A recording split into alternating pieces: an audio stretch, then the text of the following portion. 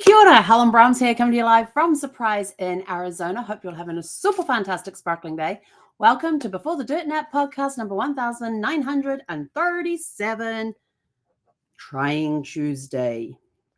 Yes, it has been a very trying day. I am sitting here after finally getting to have a shower, and I decided to put my PJs on. So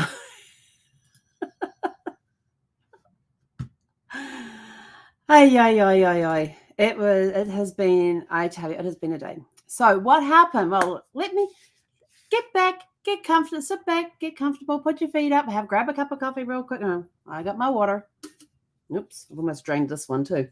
And let's start the story, which begins in the early hours of this morning.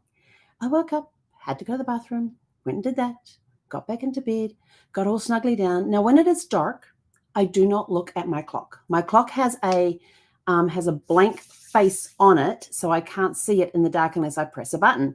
My phone is sitting on its little phone stand charging for the night, and it doesn't light up unless I touch the screen. So it's wonderful because when you go back to bed in the middle of the night, you've got no idea what time it is, and your body's like, oh, it's nighttime. It's time to go back to sleep. I found that when I started looking at what the time was, oh, yes, the alarm's due to go off in about an hour. Do I really want to go back to sleep? Or I've got about 90 minutes before my alarm goes off. And then the brains are like, oh, we're awake. Okay, let's start working. So I get back into bed. I snuggle back down again.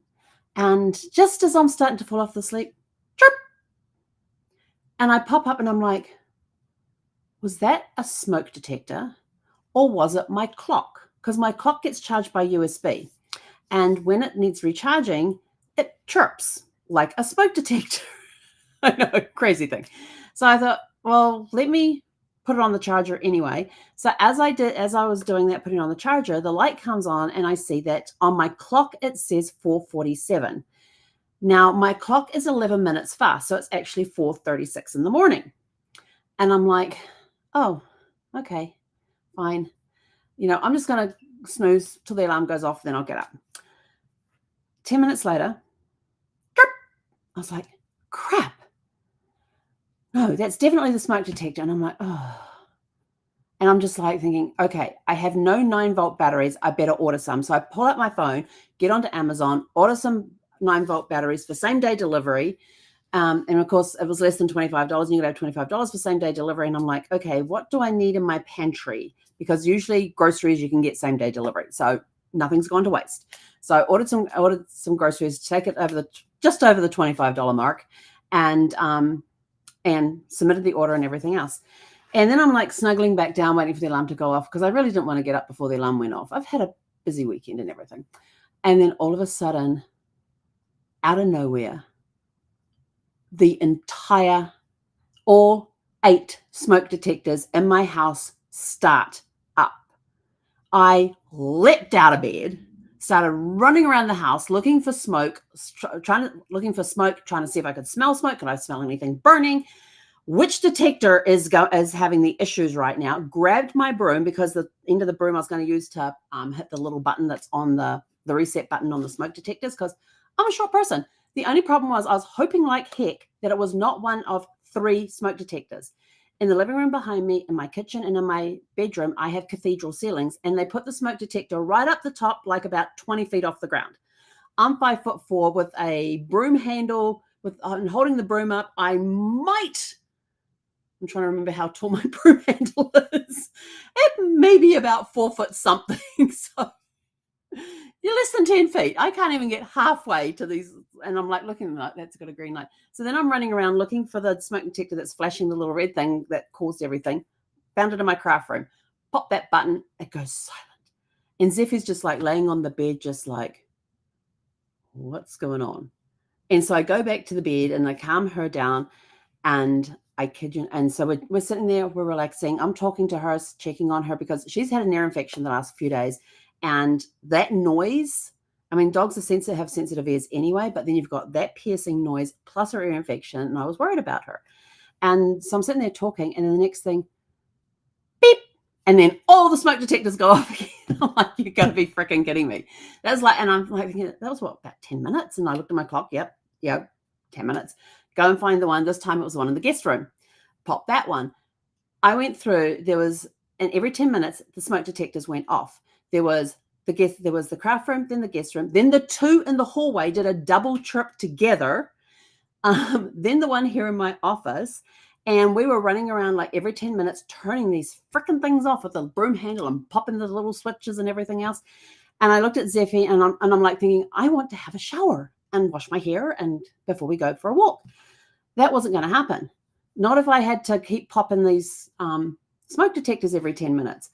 And so I was like, so I said, and then I said to Zeffy, I said, and because these things are loud, I said to Zeffy, I said, right, that's it. I said, I'm going to go throw some clothes on. We're going for a walk because I needed to get her walking. I said, then we're going to go see if we can find some 9-volt batteries somewhere. Because usually I used to have, like, I was talking with my youngest stepson today, and he was saying, but you always have batteries. He says, you always have all of them. He says, you even have the weird ones. And I'm like, yeah, that's when I was living in a house and we had requirements when we needed the batteries because we use them a lot. And I said, but I've been living in the RV and I didn't have 9-volt batteries because I didn't really need 9-volt batteries. And he's sort of like, oh, well, I guess you do now. So, and while I'm on the phone with him, this is later in the morning when I'm on the phone with him, I'm busy jumping up and down and going and popping these smoke detectors. And so then we went out for our walk, which of course was more than 10 minutes. And we went after I had reset the buttons. And I said to Zeffy, let's go now. So it's still dark. We go out there, we do our walk. By this stage, it's after 6 o'clock in the morning. As we're walking back, we're coming down the side street to our street where the house is. And as we hit where the bank of mailboxes are, because we don't have mailboxes in front of our house, we have a bank that you go with a key and unlock the little mailbox thing. We get to that, I can hear the smoke detectors in our house screaming.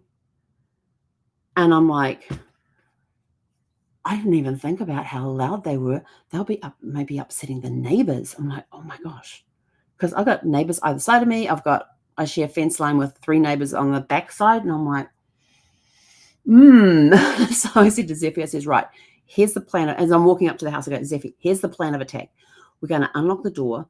And I says, I know you really don't want to go inside, but we're going to run through the house to the garage. I'm going to put you in the garage, and then I'm going to go reset the alarm. As soon as that alarm's reset, we're getting in the car, and we're going out and finding us some batteries. I said, we'll go to the Circle K because that's really close. They're bound to have 9-volt batteries. So I said to Zeffy, you ready? And so we quickly unlocked the doors, ran inside, closed them as quick as we could because we didn't want that noise getting out as much as it was. I run through the house, open up the garage door, which is right here, put Zeffy out there. I take her leash off so she's not dragging that around. And I said, stay there, and close the door. Went and reset that, found the one that was going off, and it was the one in the guest room going off. Reset that, went back, put Zeffy in the car, buckled her in, ran around, got buckled in. We left. We got to Circle K, which is less than a mile from us. And I parked by the door so Zeffy could see me inside. And so I says, I'll be right back. And so she just sits there very quietly. I get out, lock everything up, go inside, and looking around, I can't find any batteries. And I was like, excuse me, do you have 9-volt batteries? And he goes, oh yeah, over there underneath the stuffed toys. And I'm like, well, that makes sense. So I go over there. No, they had every other battery possible except 9-volt batteries. I'm like, oh. Right, we'll go try the other Circle K. And so we went over to the other Circle K, and I thought, well, while I'm at this one, and they were out of 9-volt batteries as well. So I thought, well, while I'm here, I'm going to get gas. So we gassed up the car. And then I thought, okay, I'm going to have to go into a supermarket. And I thought, we'll go to Fry's, because the cool thing about Fry's on their app is that you can go and put what you're looking for, and then you go show me on the floor plan where it is. And you tell them which store you're going into, and it shows you where on the floor plan. And so we're sitting in Fry's parking lot. And I said to Zeffy, look, I've got to run inside. It's going to take me, and I'm looking at the map, and I said, it's probably going to take me 5 minutes. I shouldn't be any longer than that. You're going to have to wait here because I can't take you into the grocery store. She always gets an explanation. I don't know why. Whether she understands me or not, I don't know. So I get out of the car, lock it up, run, walk very quickly, walk at a fast pace into the store. I tell you, I got a lot of exercise today. Walked into the supermarket, went straight to where the batteries were, picked up 2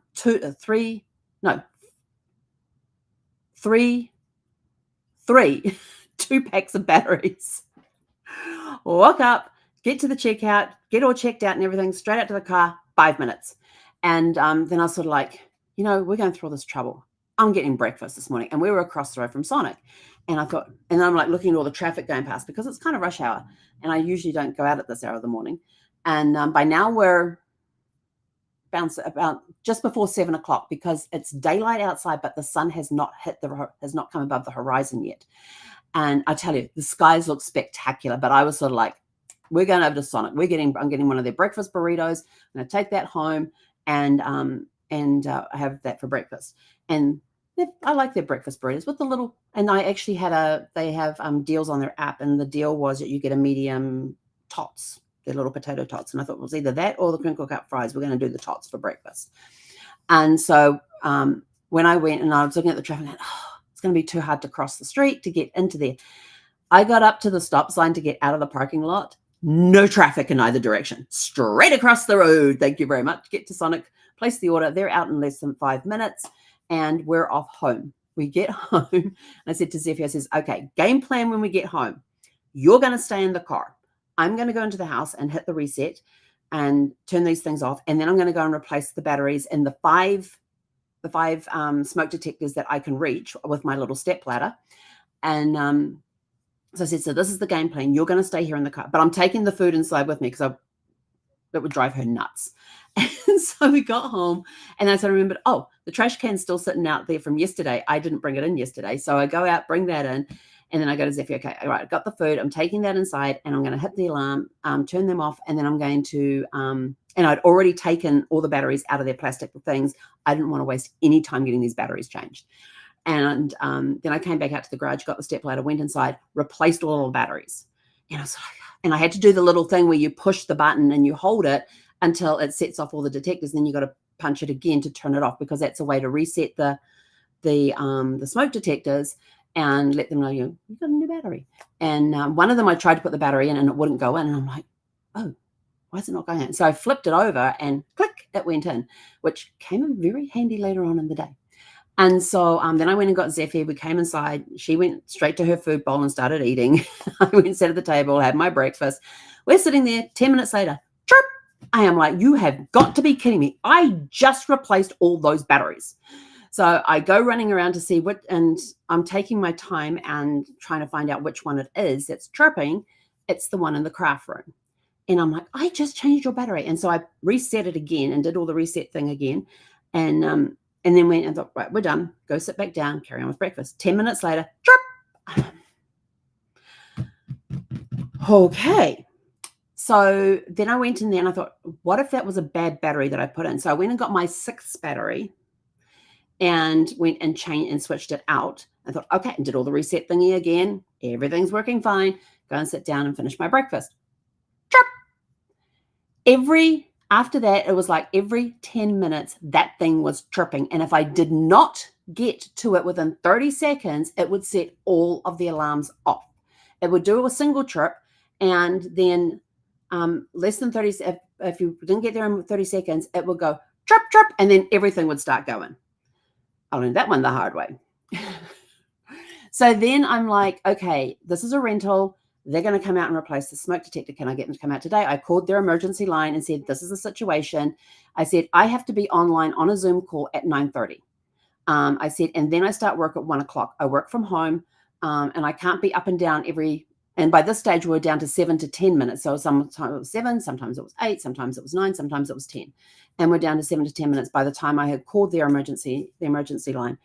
And I said, and not only that, I said, my dog is my emotional support animal. My dog is getting over an ear infection and this is not doing her any good. These alarms going off. And they're like, okay. And so I said, here's all the information. This is what I have done so far. And this is what's still happening. And they're like, oh, okay, well, we'll see if we can get anything. Didn't hear anything back. And then they sent me the thing with pick the times. You got to pick 5 time slots for them to come out. So I picked the 4 available for today and it wouldn't accept it because I didn't have 5.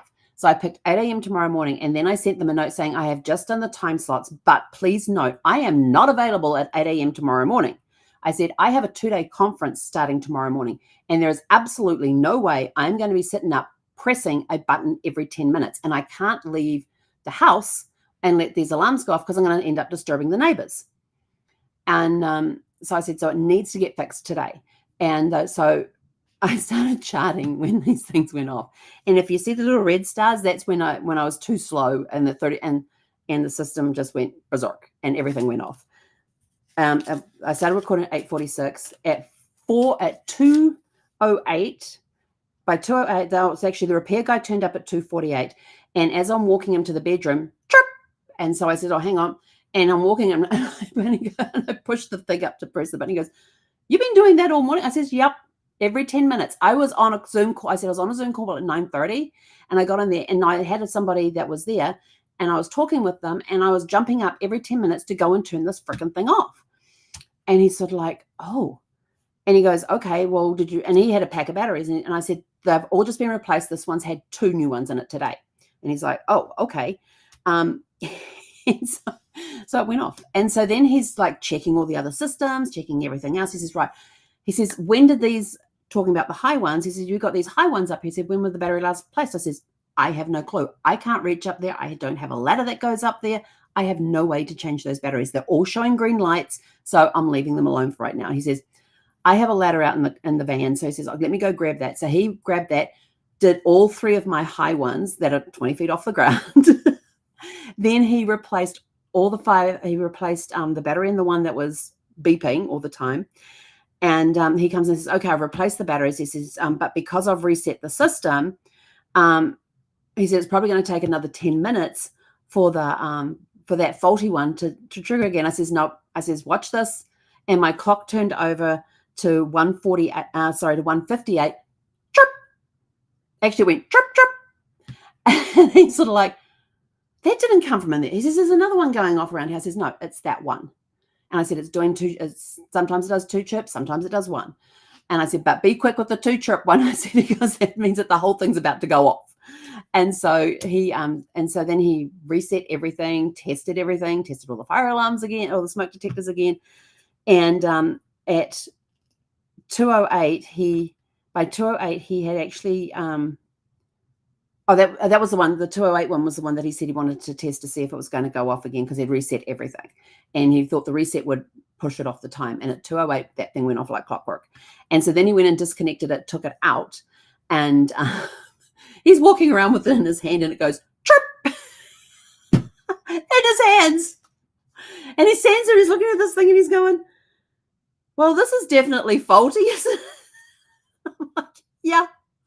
And then it goes chirp, chirp, and then it does the long chirp, which means it's setting off all the other ones. But because it wasn't plugged in, it was just that one. He goes, "Yep, that one's definitely faulty." Then he hits the reset button, he says, and takes the battery out, and he says, "I'm going to have to go get a new one." So he went off to Ace Hardware. He came back probably about 30 minutes later with a brand new one, got it installed, left, and everything was quiet. But I will tell you this, after he unplugged that thing and that last one that went off at 2:18, all of a sudden this house just went really quiet. And I'm just sitting here going, "This is so good." And I was like, and of course, by this stage, I'm in the middle of working on the help chat. And I'm like, all I need right now is chocolate, ice cream, a shower, and a nap. I don't care what order it's in, but that's what I need right now. I haven't had my nap yet. I've had my shower. I have not had my chocolate, and I have not had my ice cream. I don't have any ice cream in the house, so. But that was our adventures for today. And I will tell you this, throughout the day, having to jump up every 10 minutes and run to that bedroom to press that button, it was exhausting. It was testing my patience. I'm usually pretty patient on a lot of things, but it got tiring having to jump up every 10 minutes. And of course, it started doing like 9 minutes, and then I'll switch back to 10, and then I'll do a 9, 9, 9, 10. So it was actually switching from 9 minutes to 10 minutes and 10 minutes back to 9 minutes and all over the place. And I start work on the chat at 1:00 in the afternoon, Mountain Time. And I sat down at 1:00, and I had been sitting here for 1 minute. I'm typing in my message to let them all know, to let my teammates know that I'm online. And all of a sudden, chirp, chirp. Jump up, go reset the thing, come back, finish my message to my teammates to let them know I'm on time. But I'd already given them pre-warning that, hey, I'm going to be jumping up and down all afternoon. There's a repair guy coming. And he was going to be there around 1:30, and like I said, 1:48 before he arrived, 1:47 before he arrived, because he came in and we walked to the room, and as we're walking to the room, the thing goes, chirp, chirp.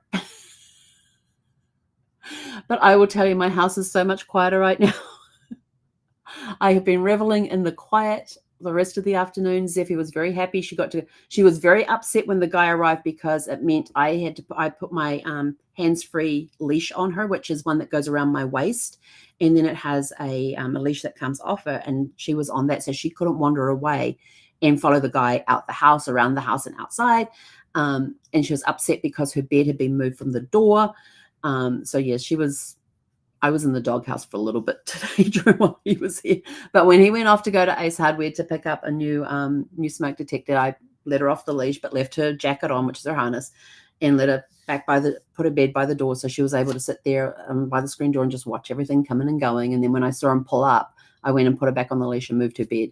But as soon as he left, her bed went back there, her jacket came off, and she was happy to go and sit back by the door again. So that was our trying Tuesday. And through it, I learned, I was just exhausted, and the constant having to jump up and down. And it's like, there's some things I could do and some things I couldn't do, because this was going to take me about 10 minutes to do, and the thing would go tripping, and I can't, and it really dictated to me during the day, like, what can I prepare for lunch? I can't do anything in the air fryer, because if I do that and I got to go click the thing, I could miss the time that I got to turn stuff over or change stuff around. And I was just sort of like, I felt like I was constrained. I felt constrained all day because I had to be within steps of the bedroom. And I thought, well, maybe I should just go sit on my laptop. And I was like, no, you're still going to be doing the up and down thing. And plus my craft tables are all covered with piles of stuff at the moment as I'm sorting through things, as what to keep, what goes, and that sort of stuff.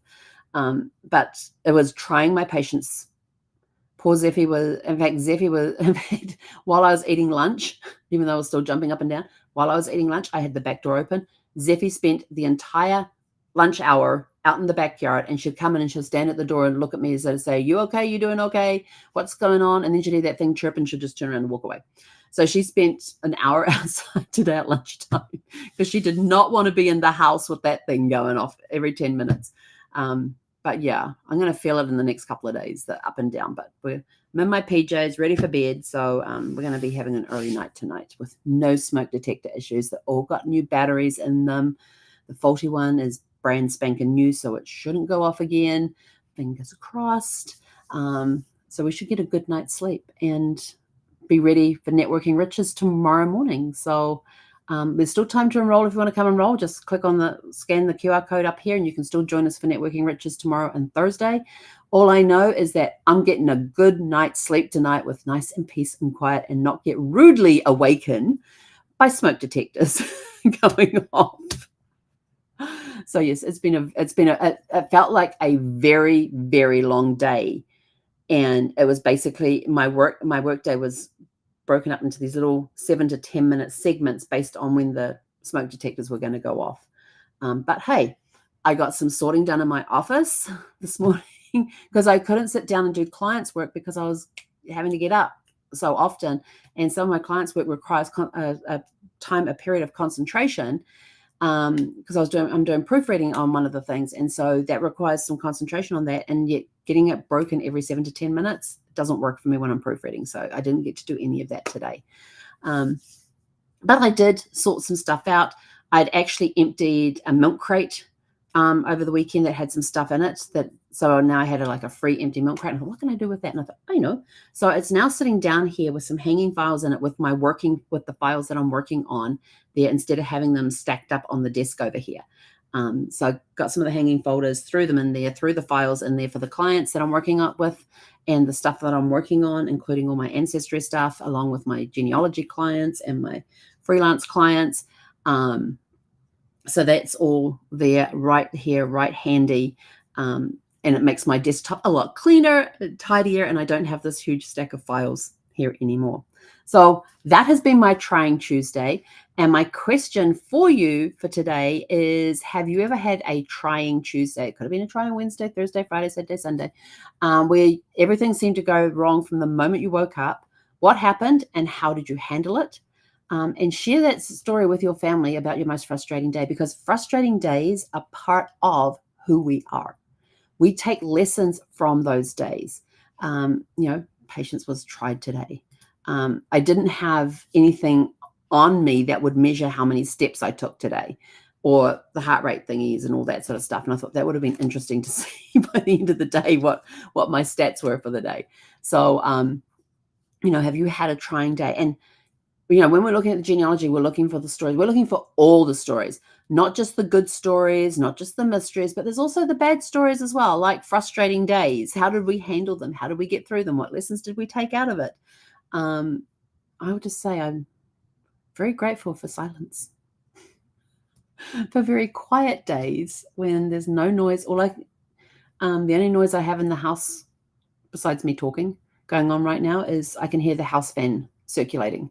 The air in that. Oh, that was the other thing I thought of too when I'm thinking of these smoke detectors, and I'm looking at them. I'm thinking, well, maybe they're also a combo carbon dioxide detector, and maybe it's detecting that. But I thought, no, it can't do that, because in the 3 bedrooms, so the craft room, the guest room, and my bedroom, in the office here, in the family room, I've got ceiling fans going.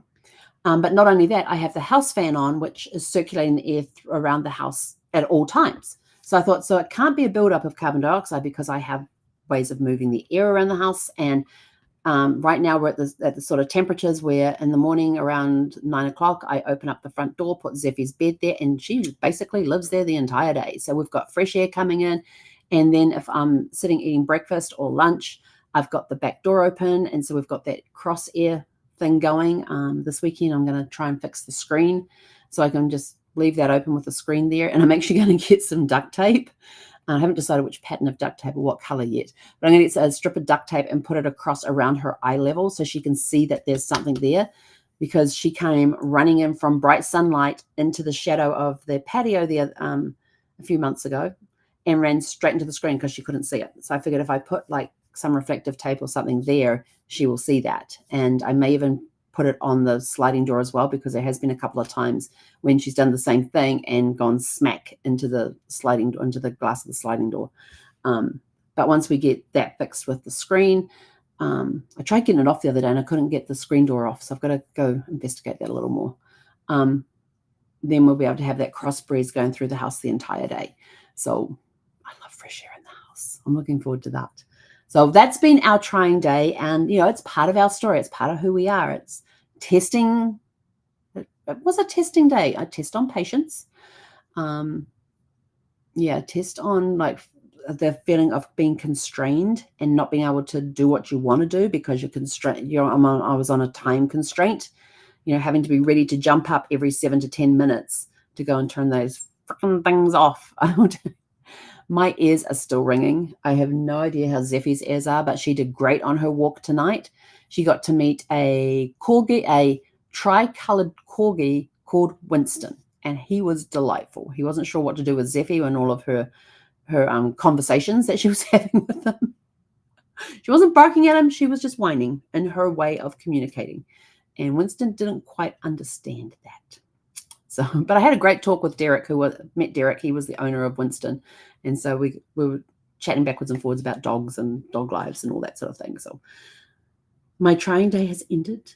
I am done with it. It is complete. And now I'm going to go and have some dinner and relax for a bit before I take myself off to bed. So go out, have a super fantastic sparkling evening. And I know last night I mentioned Nicole was coming on. She's been having challenges with her refrigerator.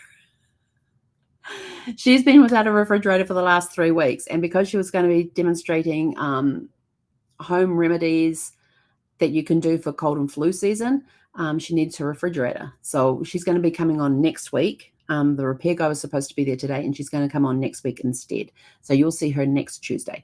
So with that, go out, have a super fantastic sparkling evening. Tomorrow is Networking Riches, and so we'll be reporting on day 1 of Networking Riches tomorrow.